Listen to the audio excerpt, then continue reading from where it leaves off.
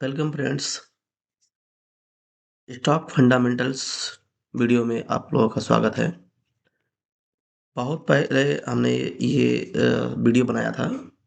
कई सारे वीडियोस जो हमने स्टॉक के बारे में और मार्केट क्या होता है, ठीक है, और जो चार्ट पे जो टूल्स वगैरह हैं वो कैसे यूज करते हैं।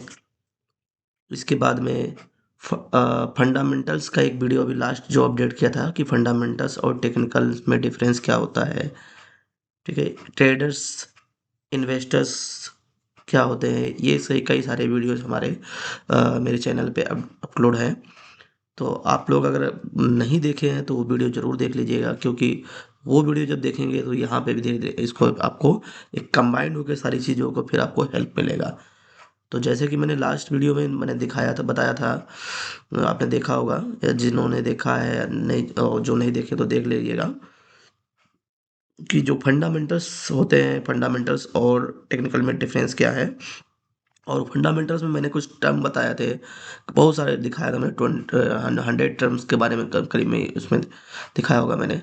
तो उसमें आपने जैसे मैंने डिस्कस किया था कि मार्केट कैप क्या होता है, पी क्या होता है, सेल्स क्या होता है, ओपीएम क्या होता है, ठीक है। इसके अलावा बहुत सारे पैरामीटर्स जो है मैंने दिखाया था। तो अब हम उसमें से जो मेजर मेजर है वो हम डिस्कस करने वाले हैं। तो होपफुल आपको इस वीडियो से काफ़ी ज़्यादा ही नॉलेज और गेन होगा, काफ़ी लर्निंग सीखोगे आप लोग इसमें। तो चलते हैं धीरे धीरे, ये 2-3 पार्ट में, छोटे छोटे पार्ट पार्ट में इसको मैं करके आपको दिखाऊंगा। तो एक बार ज़रूर ध्यान से देखिएगा। और क्योंकि ये आगे चल के आपको जब स्टॉक सिलेक्शन करने के उस पे पेज पे जब हम लोग आएंगे कि स्टॉक का सिलेक्शन कैसे करते हैं, ठीक है, शेयर मार्केट में स्टॉक में क्या क्या चीज़ देखनी चाहिए, फिर उसके बाद में हमें उसको करना चाहिए, तो उसमें ये बहुत ज़्यादा ही यूज़फुल होने वाला है, ठीक है। तो आगे बढ़ते हैं। तो फर्स्ट जो हमारा है, मार्केट कैप क्या होता है। मार्केट कैपिटलाइजेशन, और शॉर्टकट में उसको कैप बोलते हैं, कैपिटलाइजेशन को ही स्मॉल। तो मार्केट कैप क्या होता है, तो total value of A companies stock found by multiplying the stock price by the number of outstanding shares. यानी जितने भी टोटल शेयर्स हैं, जो भी कोई कंपनी जैसे लिस्टेड होती है, जैसे मैंने बताया था कि आपको कि कंपनी कैसे लिस्टेड होती है। अगर आप नहीं देखे होंगे वीडियो तो आईपीओ वाले वीडियो देखेंगे तो आईपीओ वाले वीडियो में आपको ये डिटेल मिलेगा। या तो फिर जो बेसिक जो मनी मैनेजमेंट वाला जो वीडियो है स्टॉक, तो उसमें थोड़ा सा आपको डिटेल मिलेगा। तो जब कंपनियां आईपीओ के थ्रू लिस्टेड होती हैं एनएससी या बीएससी में, तो उसी समय ये डिसाइड होता है कि ये कितने, इसका स्टॉक का प्राइस क्या होना चाहिए, जो शेयर का प्राइस क्या है, वैल्यू क्या एक देते हैं, फेस वैल्यू डिसाइड होता है। और वो और नंबर ऑफ टोटल शेयर जो है, तो रिटेलर्स कितने बाई करेंगे आपसे, जो तो कुल मिला के जितने भी है, प्रमोटर्स क्या होंगे, ये सारे कई सारे उसमें होते हैं। तो नंबर ऑफ जो टोटल शेयर जो बाई होता है, जो रेट होता है, तो उन दोनों को अगर हम मल्टीप्लाई कर देते हैं तो कंपनी का मार्केट कैप निकल के आता है, ठीक है। दोनों को मल्टीप्लाई, तो सिंपल मार्केट कैप ये बताता है कि पूरी कंपनी खरीदने में कितने पैसे लगेंगे, यानी कि एक कंपनी का कितना एसेट्स है सब मिला के टोटल, ठीक है। तो वो इसमें आता है हमारा मार्केट कैप में। अब इसमें अगर हम बात करें, अगर सिंपल इसको समझना चाहते हैं, जैसे मैंने वहाँ पे दिखाया, जैसे मान लीजिए अब ये है, आपको किस पिक्चर में दिखेगा, एक पूरा एक हाउस बना हुआ है। अभी इस हाउस को बनाने में एक एक आपने ईंट, एक एक पत्थर जो लगाया है, अब मान लीजिए एक ईंट का है 100 रुपीज़ है, ठीक है। यानी हाउस का जो रेट है वो 10 करोड़ है। एक एक ईंट को बनाने करने और मिला के करने में, डिवाइड करने में, बना के फिर ये आपका ये बना हुआ है। अगर दूसरे इस एग्जाम्पल में देखेंगे, इसमें देख सकते हो इस तरह से। अगर एक दूसरे एग्जाम्पल में देखेंगे, जैसे मान लीजिए ये अलग अलग स्मॉल कैप, मिड कैप हम निकालते हैं। तो मान लीजिए कोई एक छोटा सा एग्जांपल है इसमें दिया है कि एक कोई दुकानदार है, ठीक है, एक शॉप है, मान लीजिए कोई ठेला वाला जैसे लगाता है या कहीं कुछ भी, जो भी ले लो। तो उसने 10 टोकरी आलू लगाया, तो एक टोकरी की कीमत 100 रुपये है, तो उसकी कुल वैल्यू क्या हो गई, 1000 हो गया। सेम ऐसे दूसरा एक बंदा लगा रहा है, ठीक है, उसके पास उसका बजट ज़्यादा है, उसने भाई 50 टोकरी आलू है और कीमत उतनी है, ठीक है, ऐसे उससे भी बड़ा आ गया, ठीक है, तो उसका है 200 टोकरी आलू है, एक टोकरी की कीमत 100 है, तो इसके 20,000 हो गए। तो ऐसे ही स्टॉक मार्केट में भी होता है। तो कोई भी जब कंपनी का स्टॉक लिस्टेड होता है, जैसे मान लीजिए अभी रिसेंटली में बात करें, तो जैसे आईसीआईसी एएमसी आईपीओ जो आया हुआ है, ठीक है, तो अब आईसीआईसीआई का जो है बहुत बड़ा ग्रुप है, ठीक है, अच्छा उसमें है, तो उसको एक लिस्टेड हुआ है कि भाई इतने 2000 समथिंग रुपये, फिर 2600 रुपये समथिंग उसका जो आया था रेट, 2500 2400, अभी 2500 समथिंग ऐसे आया है। तो एक रेट डिसाइड हुआ, उसमें लिस्टेड हुआ कि हम 2100 समथिंग रुपये पे हम देंगे, ठीक है। अब उसमें बाद में बढ़ा आईपीओ और रेट, उसमें लोगों ने देखा यार ये तो बहुत बड़ा दुकानदार है, अच्छा जल्दी से मार नहीं खाएगा, तो लोगों ने उसका कीमत बढ़ा के अच्छा पैसा दिया।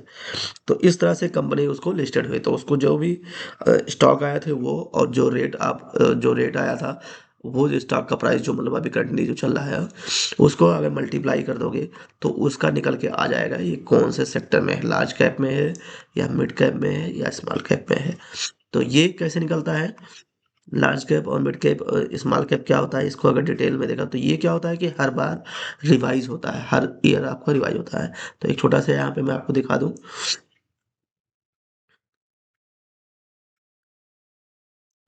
जैसे large cap, mid cap, micro cap, ऐसे कई सारे होते हैं। तो इसमें आई थिंक वो चीज़ नहीं भी दिखाया हुआ है। तो नैनो कैप, माइक्रो कैप, ये सारी चीज़ें, कई सारी चीज़ें हैं। लार्ज कैप और मिड कैप की मैं बात कर रहा हूँ। जैसे लार्ज, अभी जैसे इस ईयर का अगर मैं बात करें तो इस ईयर में जो दिखाया हुआ है 1 जुलाई से लेके 31, ये हर क्वार्टर में रिवाइज होता है। तो लार्ज कैप 20,000 करोड़ या उससे ऊपर जो है वो लार्ज कैप के उसमें आते हैं। और मिड कैप अगर बात करें तो 5,000 करोड़ से लेके 20,000 का जो बनेगा, उनका जो मार्केट कैप में जो बनेगा वो हमारा आएगा मिड कैप में। सेम ऐसे 500 से 5,000 और 370 से 500 के बीच में माइक्रो कैप, और एक सबसे छोटा जो उसमें होता है nano cap, below than 370 crore से नीचे। तो ऐसे कई सारे स्टॉक है, तो एक छोटा छोटा स्टॉक यहाँ पे दिखा दिया है। तो ऐसे बहुत से स्टॉक, तो आप जब भी कभी स्टॉक सिलेक्शन करेंगे तो उस समय मार्केट कैप जरूर देखना है। तो हमें कोशिश ये करना चाहिए, मतलब करते हैं, हमें कोशिश ये करना चाहिए कि लार्ज कैप में हमारा जो है ज़्यादा इन्वेस्टिंग हो, मिड कैप और स्मॉल कैप में, तो फिर उसमें बाकी के जो सेक्टर में थोड़ा थोड़ा करके परसेंटेज हमें कम करके रखना चाहिए। क्योंकि जो ग्रोथ अगर देखा जाता है तो लार्ज कैप वाले सेक्टर का, तो ये तो खैर रोटेट होता रहता है, कि ऐसा कोई ज़रूरी नहीं है कि हाँ, जैसे अभी के टाइम में लार्ज कैप अच्छा चल रहे हैं, मिड कैप और स्मॉल कैप डाउन है। ऐसा इसलिए हो रहा है, जैसे देखो बहुत से लोगों का देखोगे पोर्टफोलियो डाउन पड़े हुए हैं और मार्केट एकदम टॉप पे जा रहा है, नहीं बढ़ रहे हैं। तो उसका रीज़न कि अभी स्मॉल कैप और जो मिड कैप तो अभी ऊपर गया हुआ है, स्मॉल कैप अभी मेरा अभी डाउन अभी है, ठीक है। तो ऐसे नैनो कैप जो हैं, जो जिसको पेनी स्टॉक वाले भी बहुत सारे आते हैं, तो सबका एक रोटेशन होता है, सेक्टर रोटेशन होता है। इसके पहले अगर आपने देखा होगा, अगर 1 साल पहले देखा जाए तो स्मॉल कैप बहुत अच्छे चले हुए थे, तो कहीं वो सब ऊपर जाते हैं, फिर उसमें प्रॉफिट बुकिंग होता है, नीचे आता है। जो बिग प्लेयर्स होते हैं वो इस पैसा निकाल के दूसरे सेक्टर में रोटेट करते हैं। तो ऐसा ये इस तरह से होता है। तो जब भी हम कभी स्टॉक का सिलेक्शन करते हैं तो ये ज़रूर ज़रूर ध्यान रखना है कि हम कौन से सेक्टर में कितना परसेंटेज, कितना पैसा लगा रहे हैं, और हम क्या, ऐसा तो नहीं है कि सारे के सारे स्मॉल कैप हमने बाई कर लिया हो। तो ये चीज़ ध्यान रखना है। ठीक है, आगे बढ़ते हैं। नेक्स्ट नेक्स्ट हमारा है ईपीएस। ठीक है, EPS, earning per share. It is used for evaluating the company's profit, यानी कंपनी का जो प्रॉफिट है वो निकालने के लिए हम लोग करते हैं। तो इसका अगर फार्मूला देखेंगे, net income minus dividend divide by total shares, यानी जो हमारा टोटल कंपनी का जो भी टोटल प्रॉफिट हुआ है उसमें से जो जो भी कंपनी डिविडेंड देती है, डिविडेंड्स आई थिंक सबको पता होगा कि हर एक कंपनी को जब बेनिफिट मिलता है, जो भी प्रॉफिट होता है, तो उसमें से कुछ पैसे जो शेयर होल्डर्स होते हैं उनको कंपनी उनको देती है। तो डिविडेंड होते हैं। तो वो डिपेंड करता है कि भाई कौन सी कंपनी का शेयर है। तो बहुत से स्टॉक है, जैसे वेदांता हो गया, कैस्ट्रॉल हो गया, ठीक है, और भी ऐसे बहुत सी कंपनियां, शुक्ला लैंड हो गया, ये बहुत सी कंपनियां ऐसी हैं जो बहुत अच्छे ही डिविडेंड देते हैं। आईटीसी ग्रुप हो गया, तो ये लोग अच्छे डिविडेंड देते हैं। तो वो सब आपको देखना रहेगा कि मतलब कौन सा सर्च करके आप नेट पे देख सकते हो कि कैसे कौन सी कंपनी डिविडेंड ज़्यादा देती है और नहीं देती है। तो ईपीएस क्या होता है कि जो टोटल हुआ उसमें डिविडेंड को माइनस कर लो, और फिर जो टोटल शेयर्स हैं, जो आउटस्टैंडिंग, जो स्टार्टिंग में बताया गया टोटल नंबर ऑफ शेयर जो होते हैं निकल के आते हैं, उससे डिवाइड करके तो हम उसका ईपीएस जान सकते हैं। तो हमें इतना डिटेल में जाने की ज़रूरत नहीं है, क्योंकि ये सारी डेटा हमें आसानी से आपको, अब तो हर एक ब्रोकर के ऐप जो भी आप जिससे ट्रेड करते हो उसमें भी डिटेल में आपको मिल जाता है यहाँ पे। तो वो वहाँ से भी डिटेल मिल जाएगा। नहीं मिलता है तो आप नेट पे सर्च करके देख लो कि भी फला कंपनी का आईपीएस क्या चल रहा है, तो वहाँ पे आपको लेटेस्ट अपडेट मिल जाए तो कल। बट ये है कि इसके पीछे लॉजिक आपको पता होना चाहिए कि उसका मतलब क्या है। इसलिए वीडियो यहाँ पे हम लोग ये डिस्कस कर रहे हैं डिटेल में। तो एग्जांपल अगर देखते हैं, लेट्स कंपनी 50 लाख है इनकम है, एंड 10 लाख डिविडेंड पे कर दिया, तो उसमें से हमने माइनस कर लिया तो ये 40,000 और 40 लाख हो गया। 40 लाख डिवाइड बाई 10 लाख हो गया, तो ये आपका 4 पर शेयर हो गया। ठीक है, तो इसको अगर यहाँ पे एक देखो, अगर वीडियो के थ्रू देखेंगे तो ऐसे देख सकते हैं थोड़ा सा। पहले पूरा था, डिवाइड हुआ, डिवाइड होके फिर यहाँ पे 4 पेपर स्लाइस के हिसाब से आपको ऊपर एक बार हर एक बंदे को उसमें इसका दिखाते डिवाइड कर दिया गया। तो हमें क्या देखना है, we can say that company is good for investment if EPS is increasing quarter by quarter. तो जब भी आपको स्टॉक सिलेक्शन करने जाओगे तो आपको इसमें देखना है कि जो क्वार्टरली जो रिजल्ट आ रहा है उस कंपनी का, क्या वो उसका ईपीएस बढ़ रहा है या घट रहा है। तो ईपीएस क्या होना चाहिए, बढ़ना चाहिए।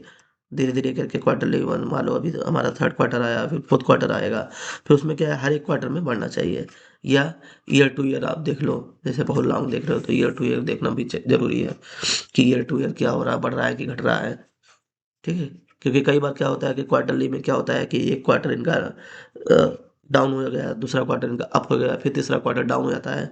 तो उस केस में हमें फिर एक बार ईयरली भी चेक कर लेना चाहिए, क्योंकि कई सारी कंपनीज जो डिपेंड होते हैं ना अलग अलग सीजन्स वाइज जो डिपेंड होते हैं। अब जैसे फर्टिलाइजर्स के हो गए, फर्टिलाइजर आपके जो इस समय है मार्च अप्रैल मई के बाद में जून जुलाई वाले उसमें है, उसमें अच्छा मूव करते हैं, थोड़ा चलते हैं। तो हर सेक्टर का अलग अलग टाइम रहता है। तो उस क्वार्टर में जब अच्छा उनका सेल्स होगा तो उसमें अच्छा वो उनका क्वार्टर रिजल्ट अच्छा रहेगा। ठीक है, उसके बाद में अगर मान लो सीजन नहीं है तो फिर उसके खराब होता है। तो उस केस में हमें ईयर टू ईयर वाला भी चेक कर लेना जरूरी होता है। एक good company EPS means company can pay good dividend. ये कंपलसरी नहीं है कि हाँ जो ईपीएस अच्छा हो तो बहुत अच्छा डिविडेंड देगी, बट मोस्टली देते हैं, इसलिए मैंने ये लाइन यहाँ पे मेंशन किया हुआ है। ठीक है, तो अब मुझे लगता है कि ये क्लियर हो गया आपको मार्केट कैप क्या होता है और ईपीएस क्या होता है। फिर हम आगे बढ़ते हैं, price to earn ratio and industrial P. ये क्या होता है, the ratio of current market price and EPS is called P. Means current market जो चल रहा है, सीएमपी जो अभी किसी स्टॉक का जो प्राइस चल रहा है वो, और उसको जो ईपीएस अभी आपने देखा उससे अगर डिवाइड कर दोगे तो उसका प्राइस टू अर्न रेशियो निकल के आ जाएगा पी। और इंडस्ट्रियल पी क्या होता है, is the average P of a particular sector और इंडस्ट्री। ठीक है, जैसे मान लीजिए फर्टिलाइजर का है, फर्टिलाइजर का टोटल जितने भी जो भी स्टॉक होंगे सब मिला के, सारे स्टॉक का उसका जो भी पी होंगे उनका पी का आप उनका एवरेज निकाल लो, तो वो एक इंडस्ट्रियल पी हो जाता है। तो वो फिक्स रहता है, किसी का 2.20 है, किसी का 30 है, किसी का 50 है, किसी का 100 है, समथिंग है, अलग अलग सबका हर सेक्टर का अलग अलग पी होता है। तो वो आप जैसे मैंने आपको पहले वाले वीडियो में बताया है कि कहाँ से देखते हैं कैसे देखते हैं, तो उससे आपको आइडिया लग जाएगा। स्क्रीन पे देख के देख लो, या कई सारे ऐप हैं वहाँ पे आपको डिटेल पता चल जाएगा। तो अगर आप इसके पहले वाला प्रीवियस वीडियो नहीं देखा है तो आप जरूर देख लीजिएगा, तो उसमें आपको आइडिया लग जाएगा कि क्लियर डाटा कहाँ से मिलता है हमें। तो इसमें हमें क्या क्या देखना है, अब इसको अगर एग्जांपल समझ लेते हैं, किसी कंपनी का शेयर जो है 100 रुपीज़ है, ईपीएस इसका 10 है, तो पी कितना हो जाएगा, 10 हो जाएगा। इसी कंपनी का अगर 10 है और इसका ईपीएस 5 है, तो इसका पी क्या था, लो पी शेयर सस्ता या अंडर वैल्यूड है, हाई पी मतलब शेयर महंगा है या आगे इसका ग्रोथ हो सकता है। ठीक है, कंपनी बी है, यहाँ पे 100 रुपये इसकी शेयर की प्राइस थी और इसका अर्निंग पर शेयर जो है 5 ही रुपया है। ठीक है, तो इसका 20 रुपीज़ हो गया पी। कंपनी ए है, इसका 100 प्राइस, ठीक है, दोनों का शेयर सेम है, दोनों का रेट सेम है, कुछ भी। अब यहाँ पे आप कुछ भी एग्जांपल ले सकते हो, किसी कोई आइटम, कोई थिंग्स ले लो। ठीक है, तो मान लो शुगर हो गया, भाई इस कंपनी का शुगर का रेट इतना है, कंपनी बी का शुगर का रेट अलग है। ठीक है, धामपुर शुगर का रेट अलग है, उत्तमपुर शुगर का रेट अलग है, या दोनों का सेम है बट उसकी अर्निंग क्या है अलग अलग, वो निकाल के फिर ये आपको पी यहाँ पे कैलकुलेट कर सकते हो।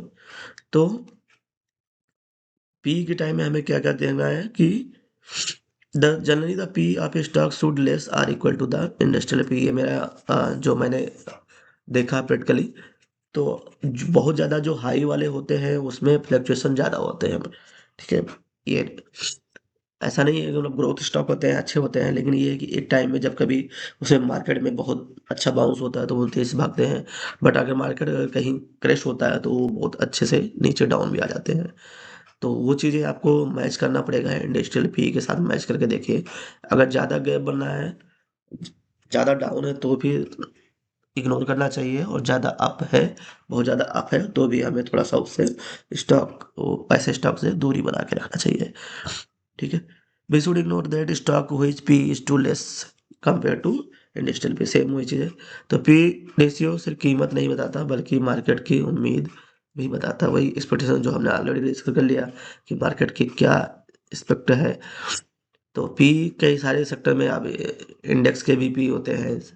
ठीक है, और निफ्टी का भी पी क्या चल रहा है, बैंक निफ्टी का पी क्या है, स्टॉक का भी पी है, सबका होता है। तो सारे डिटेल, तो अभी हम स्टॉक के बारे में डिस्कस कर रहे हैं, तो स्टॉक में ये चीज़ ध्यान देना है आपको।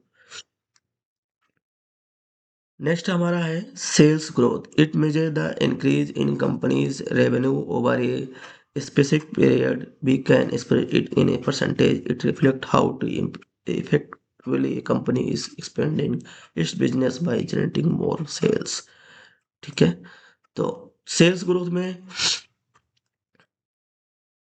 उस कंपनी वो कंपनी कितना आ, आगे बढ़ रहा है। सिंपल है, बहुत ही सिंपल है। डिफरेंस अब यहाँ परसेंटेज निकाला, करंट पीरियड पहले क्या सेल्स रहा है, आगे क्या सेल्स होगा, फिर उसको पीरियड से डिवाइड करके हमने इसको 100 कर दिया। मतलब कंपनी धीरे धीरे क्या हो रहा है, जैसे मान लीजिए आज किसी कंपनी का टर्नओवर 100 करोड़ है, कल किस 1 साल के बाद अगर उस कंपनी का करोड़ 200 है, उसके बाद में है नेक्स्ट का फिर उसका 300 है, धीरे-धीरे बढ़ रहा है। या क्वार्टरली अगर रिजल्ट आता है, क्वार्टरली में आप देखोगे तो उसमें भी ये बढ़ रहा है धीरे-धीरे। तो बढ़ने पे इसका मतलब वो कंपनी अच्छी है, उसका बिज़नेस मॉडल जो है वो अच्छा है। ठीक है, आगे चल के और अच्छा ग्रोथ हो सकता है। तो और भी इसके कई सारे फैक्टर्स जो देखते हैं वो धीरे-धीरे हम डिस्कस करेंगे। ऐसा नहीं है कि आपने सेल्स ग्रोथ देख लिया, अच्छा चल रहा है, तो कंपनी उसके शेयर को बाय कर लो। और भी कई सारे फैक्टर्स होते हैं, जैसे 3-4 फैक्टर्स तो हमने यहाँ पे अभी डिस्कस ही किया है। इसके आगे भी डिस्कस करेंगे, जो मेजर हैं। फिर हम सारा टोटली कंबाइन करके फिर हम एक डाटा निकाल के उसमें करेंगे कि हमें कैसे स्टॉक को सिलेक्ट करना है। तो सेल्स ग्रोथ हो गया, रेवेन्यू इंक्रीज़ हो रहा है, ठीक है, बढ़ रहा है। Before buy any stock, we should check this data of the last 3 quarters. For long in any stock, we should check annual sales growth with quarter sales growth। ठीक है, सेम जो अभी डिस्कस मैंने बोला कि हमें क्वार्टरली जो result है, जैसे हमने सेल्स ग्रोथ का या इसके पहले मार्केट कैप या ये सब सारी चीज़ जो देखा, जो पैरामीटर्स देखे, तो इसमें क्या है, सेल्स ग्रोथ वगैरह हमारा कंटिन्यू बढ़ना चाहिए, ये देखना जो भी है। तो नेक्स्ट हमारा है operating profit margin, OPM. Shortcut में इसको ओपीएम बोलते हैं। तो ये क्या होता है, ओपीएम क्या बताता है कि कंपनी की कमाई कितनी हुई, अर्निंग जितना खर्च हुआ, बहुत सारे खर्च होते हैं, टैक्स देने होते हैं, एक्सपेंसेस करने होते हैं, एम्प्लॉय को सैलरी देना है, ठीक है, रॉ मटेरियल्स मंगाने हैं, तो ऐसे बहुत से जो मान लो 100 रुपए का है, तो 100 रुपए में या 100 करोड़ का बिज़नेस है, 100 करोड़ के बिज़नेस में कंपनी ने कितना खर्च किया और उसके बाद खर्च करने के बाद उसका कितना बचा। तो वो होता है ऑपरेटिंग प्रॉफ़िट मार्जिन, और ये हम जनरली इसको परसेंटेज में मेज़र करते हैं। तो इसलिए इसको हम क्या करें, जो ऑपरेटिंग प्रॉफ़िट जो भी आएगा, यानी जितना मान लो 100 में से मान लीजिए 70 करोड़ या 50 करोड़ मान लो खर्चा कर दिया, तो 70 कर दिया तो आपके कितने 30 बचे, तो 30 आपके क्या हो गए, आपके वो ऑपरेटिंग प्रॉफ़िट मार्जिन हो गया। अब इसको परसेंटेज में कन्वर्ट कर लेना है, तो वो फ़ॉर्मूला यहाँ पे दिया हुआ है। एक एग्ज़ाम्पल यहाँ पे दिया हुआ है कि किसी दुकान वाले की है, समोसे वाली दुकान की है, उसकी है महीने की सेल्स है, कुल बिक्री 1 लाख होता है और उसके खर्चे हैं सारे तो 70,000 के खर्चे हो गए, तो ये डिवाइड कर दिया तो 30,000 इसके ऑपरेटिंग प्रॉफिट हो गया। अगर इसको परसेंटेज निकालोगे तो 30% इसका जो है इसको प्रॉफिट हो रहा है। तो अब इसमें क्या-क्या हमें पैरामीटर देखना चाहिए? जब भी सेम उसी चीज़ को दिखाया गया है, तो जनरली क्या होता है कि इसमें एक चीज़ ये ध्यान रखना कि जो ओपीएम अगर देखा जाए तो सेम सेक्टर के कंपनीज़ को के साथ में चेक करना चाहिए कि मान लीजिए फर्टिलाइज़र्स हैं, फर्टिलाइज़र से सेक्टर के 2-4 कंपनियों के देख लिया तो उनके ओपीएम क्या है, तो उनके साथ कंपेयर करना चाहिए। ऐसा ना हो कि उनका ओपीएम किसी और दूसरे कंपनी के साथ कंपेयर करके देखो तो थोड़ा-सा वो अलग काफ़ी डिफरेंट वहाँ पे दिखेगा। हो सकता है किसी कंपनी का ओपीएम 10% 15% हो, किसी एक सेक्टर का, किसी का 5% हो किसी सेक्टर का, तो वो अलग-अलग आपको हर एक सेक्टर का अलग दिखेगा। तो जब भी आप कभी कंपेयर करना तो ओपीएम आपको इसके हिसाब से सेक्टर वाइज़ देखना है। तो यहाँ पे ओपीएम में क्या चीज़ है ना, higher OPM is good for the stock for each sector OPM varies like ये टेक्नोलॉजी सेम मुझे मैंने आपको बताया like sales good is should be sending order in इस क्वार्टर, यानी कि जितना ऑपरेटिंग प्रॉफिट मार्जिन बढ़ेगा उतना ही वो कंपनी अच्छा माना जाता है, धीरे धीरे इसको बढ़ते हुए होना चाहिए। ठीक है, तो कंपनी की कॉस्ट क्या है, ओपीएम अच्छा है तो क्या अच्छा होगा, कंपनी की कॉस्ट कंट्रोल अच्छी है, प्राइसिंग पावर अच्छा है, बिजनेस स्ट्रांग है। अगर घट रहा है तो इसका मतलब वहाँ पे कहीं नहीं कहीं तो मामला गड़बड़ हो रहा है, कंपनी ज़्यादा खर्चा कर दे रही है, प्रॉफिट होगा नहीं, कंपनी लॉस में जाएगी, तो फिर स्टॉक भी लॉस में जाएगा। क्योंकि प्रमोटर्स जो कंपनी को चलाने वाले होते हैं प्रमोटर्स होते हैं, अब प्रमोटर्स जब लॉस में रहेंगे तो हो सकता है उनको अपना हिस्सा बेचना पड़े कंपनी को बचाने के लिए, या तो फिर उसको लोन लेना पड़े, डेब्ट लेना पड़े, तो फिर वो क्या होता है कंपनी के लिए नेगेटिव माना जाता है। तो होपफुली आपको सारी 3-4 पॉइंट्स जो यहाँ पे हमने डिस्कस किया वो क्लियर हो गया होगा। जैसे पहले हमने डिस्कस किया मार्केट कैप क्या होता है, फिर हमने पीई के बारे में डिस्कस कर लिया, इ इसके बाद फिर अर्निंग्स पर शेयर के बारे में डिस्कस कर लिया, और ये लास्ट में हमने ओपीएम के बारे में डिस्कस किया। तो होप सारी चीज़ें आपको क्लियर हुई होंगी सारे, और अगर कहीं आपको डाउट है तो आप कमेंट बॉक्स में डाल के आप चैट में पूछ सकते हैं, डिस्कस कर सकते हैं वहाँ पे। तो आगे वीडियो में बने रहिए, नेक्स्ट जो भी है चैनल को सब्सक्राइब कर लीजिए। नेक्स्ट पार्ट 3 में हम और भी इसके जो और 3-4 जो हैं और उनके बारे में डिटेल में डिस्कस करेंगे। तो पार्ट 1 में हमने बताया कि उसका यूज़ कैसे होता है फंडामेंटल्स के, पार्ट 2 में हमने डिस्कस किया 4 पैरामीटर जो अभी है इसके बारे में डिस्कस किया। हम नेक्स्ट पार्ट में हम फिर पैरामीटर कुछ डिस्कस करेंगे और फिर बाद में हम उस पे स्टॉक सिलेक्शन में सारी कंबाइंड देखेंगे कैसे करते हैं, क्या देखते हैं, 2-4 स्टॉक सिलेक्शन करके मैं आपको वहाँ पे दिखा दूँगा। तो वीडियो का लिंक ज़रूर अपने ग्रुप अपने दोस्तों में शेयर कर दीजिए जो स्टॉक मार्केट में इंटरेस्ट रखते हों, और ईटीएफ है, एसआईपी है, तो इन सब सारी चीज़ों में ये फंडामेंटल्स का नॉलेज होना बहुत ज़रूरी है। मतलब फाइनेंस सेक्टर में अगर आप आ रहे हो तो आपको ये चीज़ें पता होनी चाहिए। तो एक बार ज़रूर आप शेयर करिएगा और लाइक ज़रूर कर दीजिएगा, थोड़ा सा मोटिवेशन ज़रूरी है। Okay, thank you.